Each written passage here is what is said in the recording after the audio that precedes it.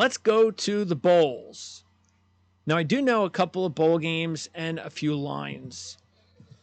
So let's, we're going to go one by one. All right. First of all, I have to see how I'm going to do this without getting the lines. I have to put like a little piece of paper in front of my screen. Let's see first. I'm going to scroll down. I'm going to put a paper in front of it. All right. So there's this first bowl game. Georgia Southern and Ohio. All right. That's okay. I think that's a decent matchup. You know, you got one good team from the Sun Belt and one good team from the MAC. Okay. I am going to say I think Ohio should be favorite by, I'm going to give it 3. 2. Okay. So we got 3 sports books, Caesars, FanDuel, and BetGM we'll deal with. Okay. So I was pretty good on that one. All right. Next one. Jacksonville State and Louisiana Lafayette. See, this is why there's too many bowl games. Who the hell cares about this game? I wouldn't even care about this matchup if it was just tomorrow. I'm going to say they favor Jacksonville State over New Mexico State. Even though New Mexico State, there was a reason for it. But I think they're going to give Jacksonville State the nod here. So I'm going to say 3. 3.5. There you go. Not bad. Okay. Miami of Ohio and App State. Okay, that's not bad. Basically, you have the two. Well, you got the champion of the MAC and the runner-up. No, yeah, this should have been Miami against Toledo. No, I mean Miami against Troy. Now, yeah, this doesn't make any sense. All right, the matchup's okay because it's first against second, kind of. But why would you have the best team in the MAC play the runner-up of a division? Now, the runner-up of the championship Sun Belt. I'm not sure what that means. It just doesn't make any sense. I guess we'll find out who Troy plays. Maybe Troy plays Toledo, and I guess I'll be okay with that. All right, Miami of Ohio and App State. I'm going to say they're going to go App State 3. 2. 3.5. Okay. So far, these games are pretty tight. New Mexico State and Fresno State. All right. New Mexico State and Fresno State. Mexico State and Fresno. Yeah, this is not good. I'm not happy about this. New Mexico State has a big year. It's a monster season. I know the quarterback going down hurt their chances of legitimately hanging with Liberty there at the end, but still, this is what they get for the biggest season in New Mexico State history. Fresno State ended their season like on a 4-game losing streak or something like that. See, this is sad. This is not good. But Fresno State gets a lot of they get a lot of favoritism with Tedford and just the program itself. So I'm going to say Fresno's. I'm going to say, well, I'll say Fresno's the favorite. I'll say 1.5, even though I believe New Mexico State should be favorite. And they are. New Mexico State's favorite by 2.5. Just taking a look and making sure my cat can get out the door. She's having a hard time. Hold on.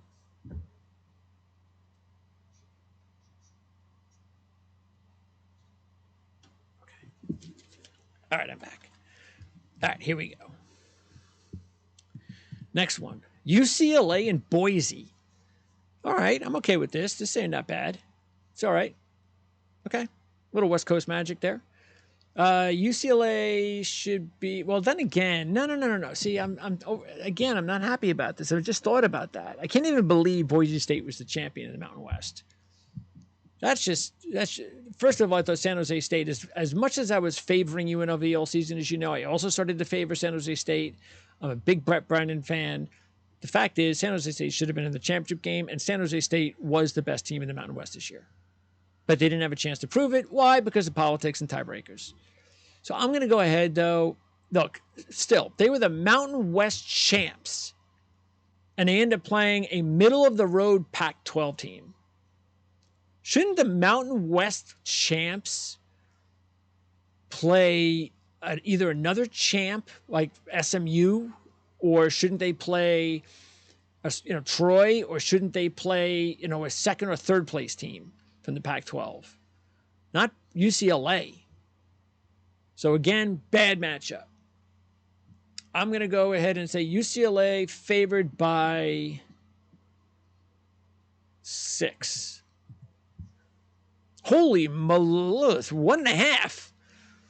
See, this is what I like to. This is why I like doing this, because now I know who I like early on in the bowls. I like UCLA. I only have to give 1 point against Boise State.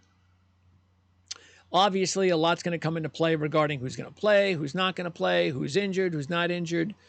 But still, that's the one where, yeah, you're giving way too much credit to Boise because they were Mountain West champs. Sorry, UCLA, better team. And I think they should have their quarterbacks healthy too. So, okay. Next one, Cal, Texas Tech. Okay. All right. I'll go Texas Tech. I'll say 7. 3. Wow. These teams are getting some respect here. Cal getting respect. Boise getting respect. 3. Okay. Well, yeah, I like Texas Tech for sure. And I like, even though I really like the way Cal played at the end of the year, and I did back them late at the end of the year, so I might have to think about that myself. It's going to be hard for me to go against Cal the way that they helped me out late in the year and I backed them.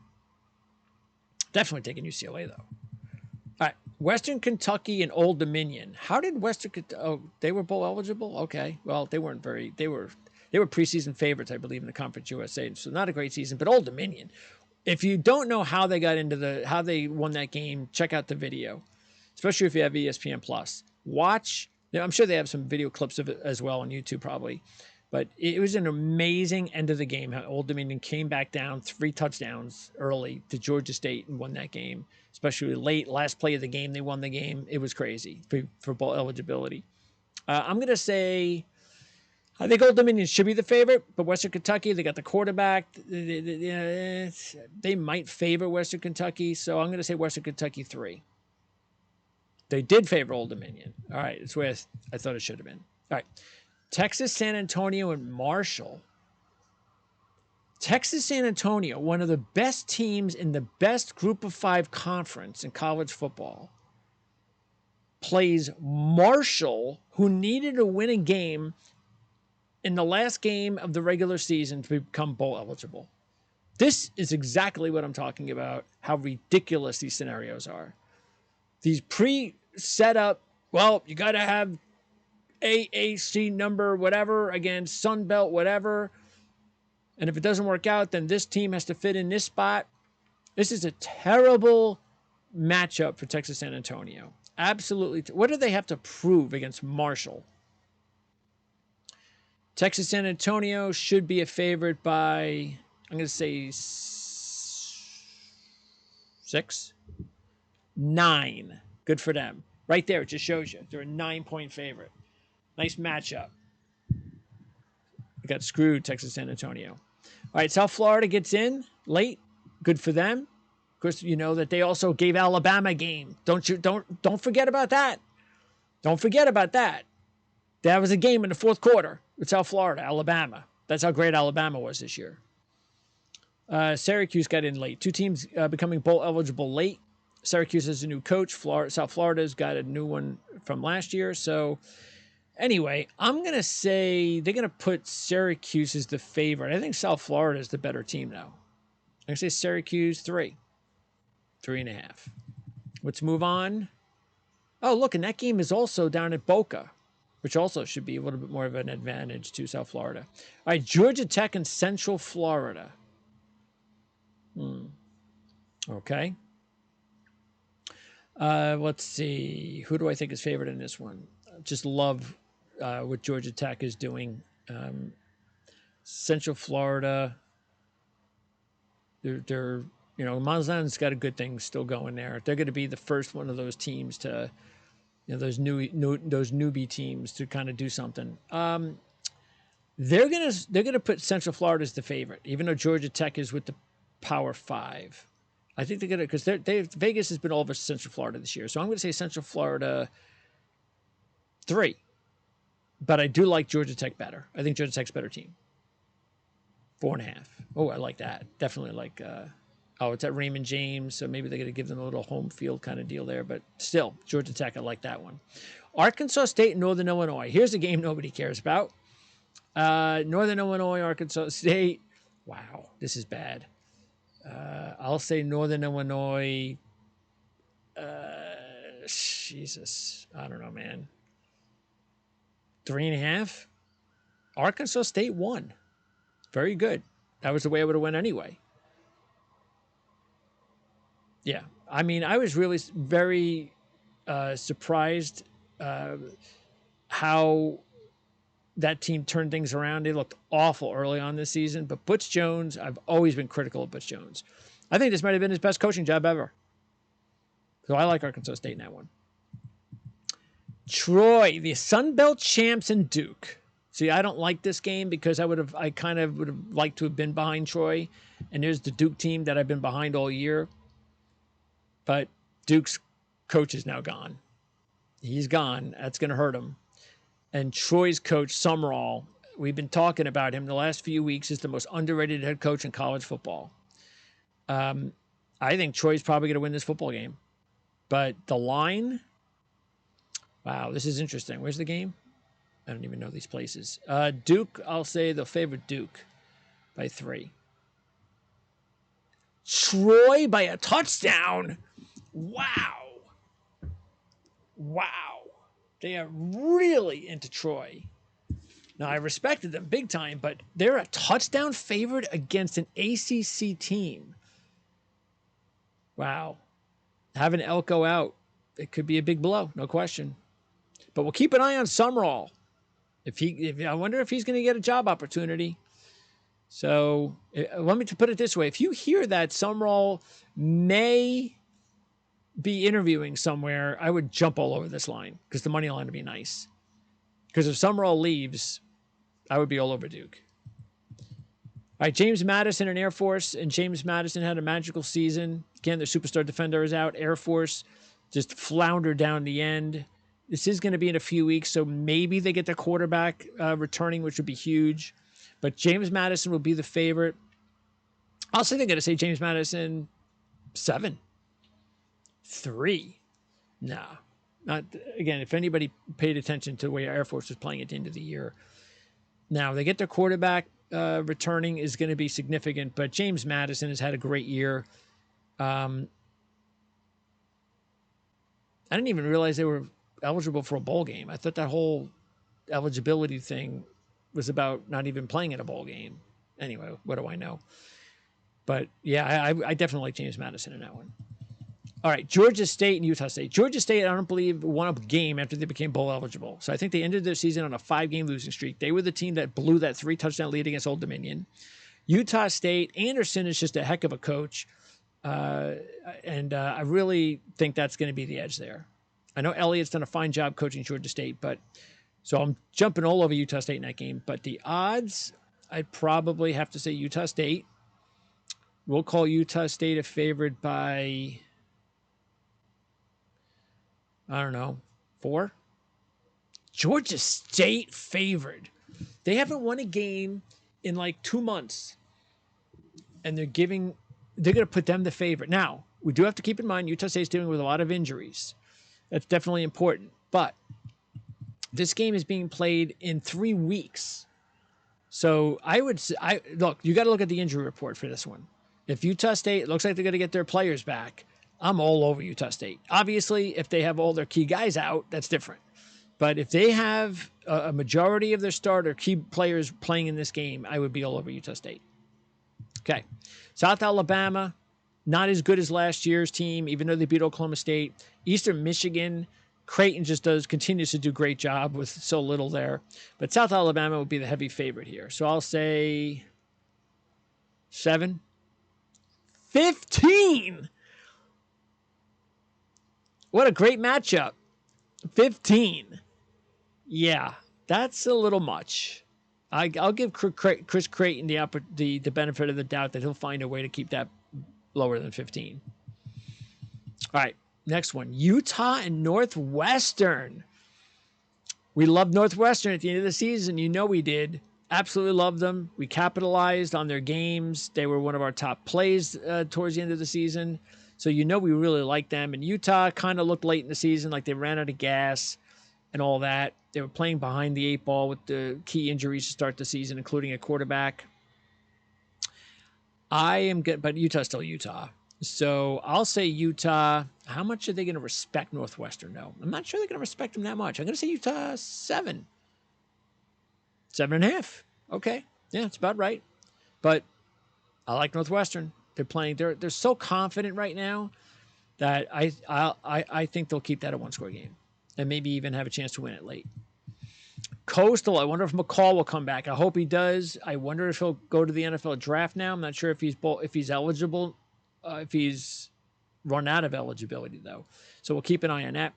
Oh, they had to do this to me again. You see what I'm saying? This is what pisses me off. They have to put Coastal, and I've been a big Coastal Grayson McCall fan, as you know, against San Jose State and Brett Brennan.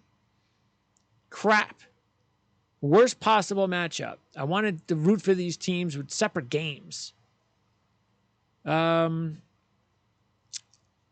going to say San Jose State, definitely the way they played at the end of the year, would be the heavy favorite. I'm going to say they'll be a favorite by 7.5, 9.5. Okay. Keep an eye on McCall. But if McCall comes back, that line will drop at least 3 or 4 points. All right. Bowling Green and Minnesota. I mean, these two teams played like 2 years ago when Bowling Green upset Minnesota. As you know, we've been behind Bowling Green in the MAC. We think they're an up-and-coming program there, and they're proving it the last couple of years. I'm going to say Minnesota, though, versus a MAC team. I'm going to say Minnesota. How much are they going to favor them by in this one? I'm going to say 7.5, 5.5. That just shows you where Minnesota's gone lately, man. 5.5. That's at Ford Field. Okay. Next up, Texas State and Rice. Texas State began the year with a huge win over Baylor. Rice Owls made it. Told you they'd make it. Texas State, Rice. I'm going to say they're going to favor Rice by 3. Ooh. The respect is not there for Rice, who should get their quarterback. JT Daniels should be available by then. So even if I know I'm going to get Daniels back, I'm all over Rice in this one. This is going to be one of my favorite games. Kansas and UNLV. Again, 2 more teams we've been rooting for all year. And they put them up against each other. You know how hard that is? This is why I hate this crap. Again, 2 teams I root for have to play each other. Anyway, Kansas should be a pretty big favorite the way things ended the season. And by the way, also, another by the way, why is Kansas getting matched up with UNLV anyway? Kansas, I would have rather have seen Kansas against like a quality Pac-12 team or something, or a quality Big Ten team. UNLV. And even for UNLV's sake, you would have liked to have seen them in a situation where they didn't have to go up against Kansas. I'm going to say Kansas 10, 11.5. Virginia Tech and Tulane. And we got behind Virginia Tech late. You know, they definitely have themselves a nice little young quarterback. They're nice coach there. It looks like they've got that program turned around. Of course, Tulane, as we said late in the year, it's all about losing. I mean, Pratt's health and receivers being out. That's the reason why they just ran out of gas. I'm going to say Tulane 5.5. 6. Next up, North Carolina and West Virginia. North Carolina, overrated. Loved NC State in that last game. West Virginia, great year for them. I'm going to go, they always overvalue North Carolina because of May. So I'm going to say North Carolina by 6.5. Wait, what? What? Did I miss something? Is May out? Did May declared for the NFL already? There's no way West Virginia is a favorite by 3 over North Carolina if May's not playing. I mean, if May's playing. He can't be playing. Has to be gone. All right. If he is gone, then yeah, then West Virginia looks like a solid play. Next up, Louisville gets USC. Talk about two teams that ended their season with a pitter patter. Louisville, USC. Ooh.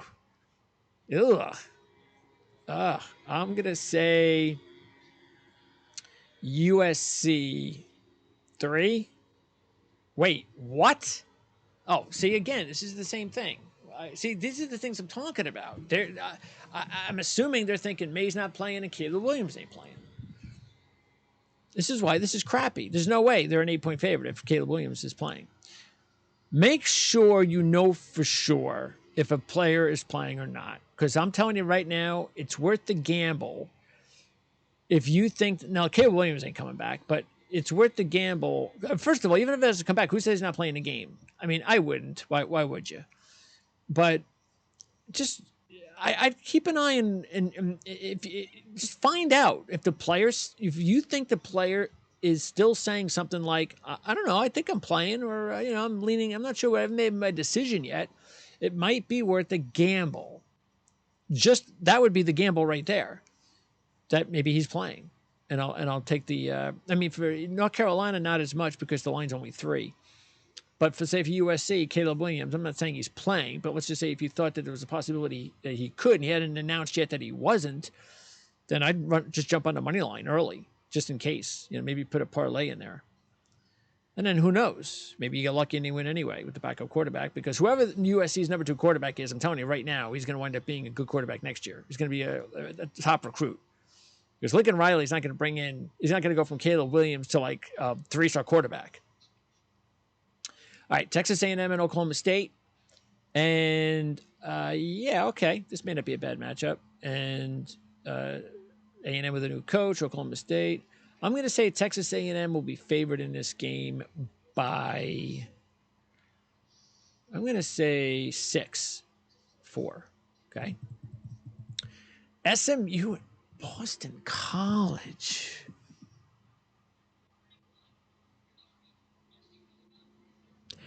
The AAC champion is playing Boston College. Please don't tell me this is true. The AAC champion gets stuck with a 500 team from the ACC. This is the most pathetic excuse. I mean, I feel sorry for these SMU kids.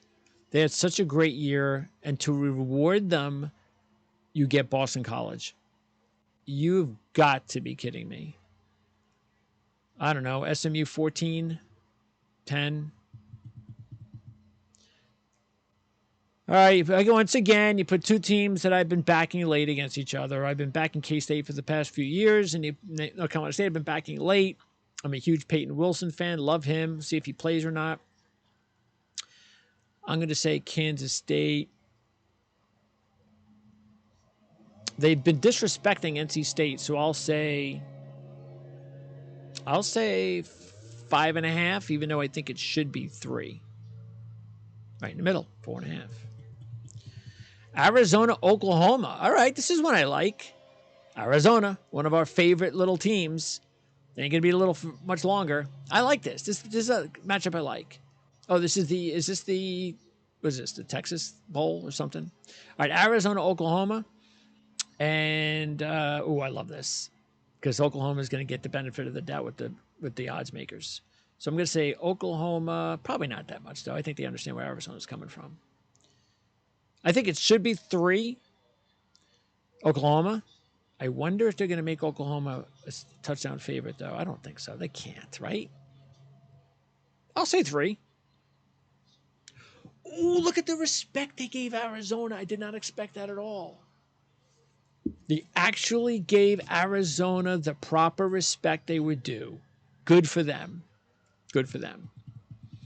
All right, Clemson and Kentucky. Whatever. Yeah, this is pretty weak. I'll say Clemson 7.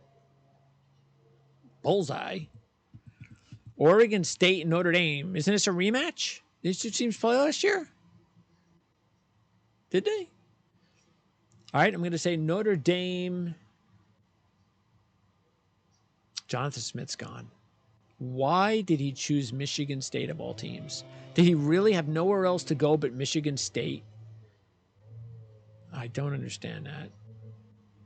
But he's a good coach. I'm sure he'll do a good job. I'm sure he got a lot of money.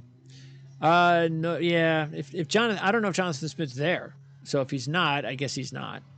Then yeah, that's a big blow. I'll say Notre Dame.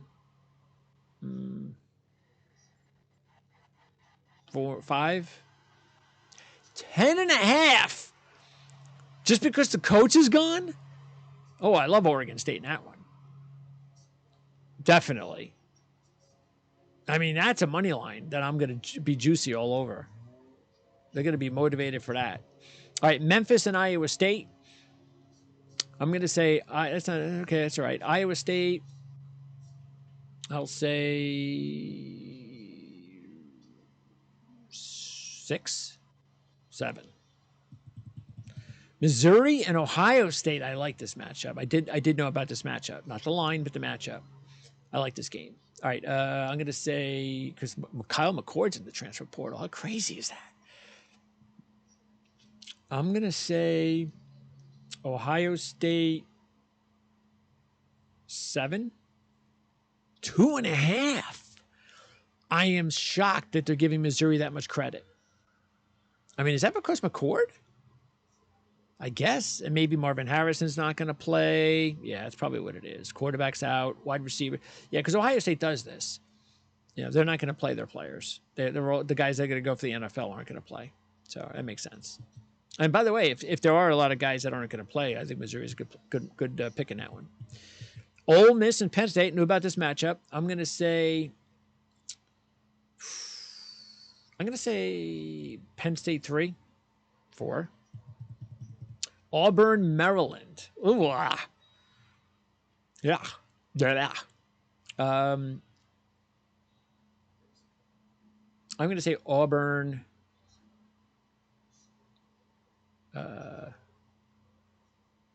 Auburn 4, 2.5. Okay. Georgia, Florida State. Yep, knew about this one. What's the line? Again, it's going to be a lot depending on, I mean, you would think that Florida State's, all those key guys on defense might decide to play, but then again, they might not. But they might be motivated to play. And for Georgia, yeah, I don't think they're going to miss anybody. So that's the whole problem.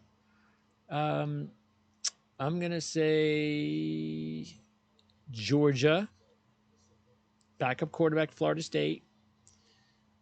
We'll say 7. 14. Wow. Now, if everybody plays for Florida State, and I mean those defenders, Verse and Fisk and so forth, I love this game. Motivated team against a team that's not going to be motivated. You know, this is not what they're supposed to be playing for. Yes, all over Florida State there in that scenario. Toledo and Wyoming. Okay. Still, good matchup because you have one of the top teams in the MAC against a very underrated Mountain West team who we are big fans of, Craig Ball. I'll go Toledo.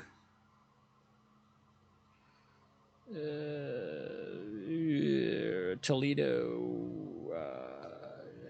4, 2. Wisconsin and LSU. Ooh, this could have been a good game in the beginning of the year. LSU favored by, with their offense. Again, does Jaden Daniels play? I don't know what they're going to think.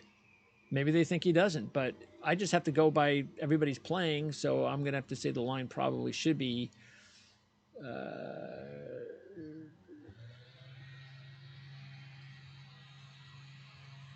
10. Oh, right on the number. So I guess they're thinking Jaden Daniels is playing. Liberty and Oregon. I did know this. So this is the funny thing. SMU misses out on playing Oregon in a New Year's Day bowl game, and their backup plan is Boston College. What kind of ridiculous system is that? What kind of respect does Liberty get? Does Bo Nix play? I'm going to love Liberty in this game. I'm going to say, because I know that Oregon's going to be a heavy favorite, so I'm going to say Oregon. But how much respect are they going to give them? I don't think they're going to give them enough. I'm going to say Oregon 14. 16. Dude, Liberty's a good freaking team, dude. They're a good team. And Oregon's playing for nothing. And what if Bo Nix decides not to play? Man, I would put money on this game right now. I'm going to put money on this money line right now. That's going to be a big money line play. Iowa, Tennessee. I'm going to go Tennessee 7.5. And I know the line here. It was 2, right? To 1.5. And this was Texas like 4. Yeah, I'm all up. By the way, I love that line. No respect to Washington, none whatsoever. Honestly, I think Washington could be the best team right now. They could be. The thing is, because all of a sudden, they've got a running game going now. I got to switch this over here. They got a running game going now. And, yeah. And, I mean, I like that running back they got. He's one physical dude. So they were able to run the ball against Oregon, which was really huge.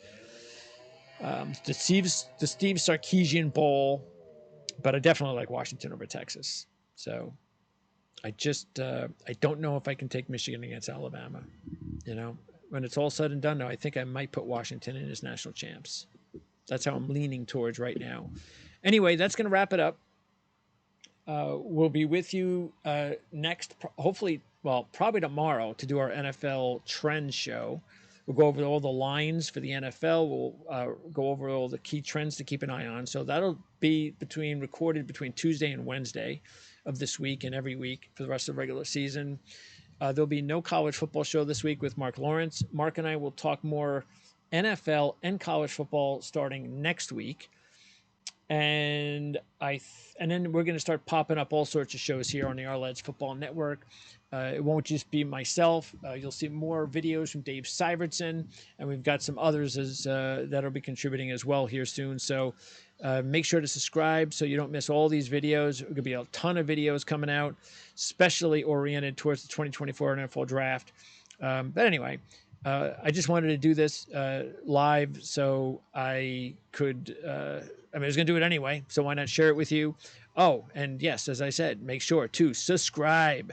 So it's as simple as that. Hit the like, the subscribe, and the notification bell, which lets you know whenever you have a show that you like, which is available to you on YouTube. So that's going to wrap it up. Again, thanks for tuning in.